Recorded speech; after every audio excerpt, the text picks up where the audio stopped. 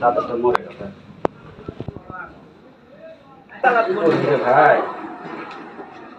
আসসালামু আলাইকুম বন্ধুরা, সবাই কেমন আছেন? আশা করি ভালো আছেন। আমিও আলহামদুলিল্লাহ ভালো আছি। পূর্বে বেশ কয়েকবার এই ছেলেটির ভিডিও দেখেছেন। বর্তমানে ছেলেটি প্রাথমিক বিদ্যালয় থেকে পাশ করেছে।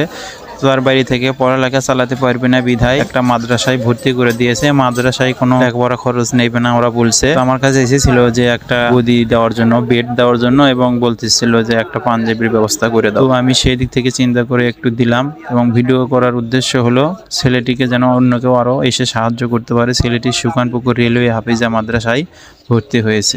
বসো, তুমি বসো। না বসো বসো।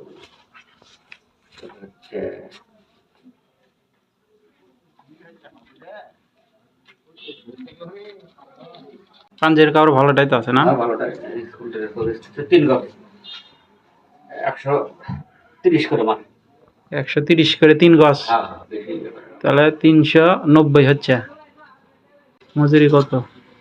350 টাকা বেশি লিখতে তাই এখন আমি দাম দর করতেছি না, যা যেটা ধরা যায় সেটাই।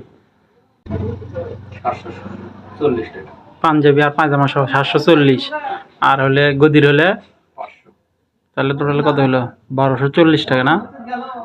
জানা হয়নি 1240 হলো মোটায়। 1200 দিলে হচ্ছে না? না কম দেবে 40 দেওয়া লিখবি। দে 1200 দিই। দে আচ্ছা 1200 তাহলে টোটালে বলো। আচ্ছা, একটা ভিডিও করার উদ্দেশ্য হলো আর হলে গদি এবং হচ্ছে মাদ্রাসার ড্রেস বাবদ হচ্ছে প্রায় 1200 টাকার মতো লাগতেছে। বাদ বাকি পোশাক আশাক আরও প্রয়োজন আছে, একটা পাঞ্জাবি দিয়ে হবে না। এই জন্য ভিডিও করা। এই ছেলেটিকে আমি এর আগেও ভিডিও দেখছেন, গত বছরে আমি দিছিলাম গাইড করার কয়েকবার।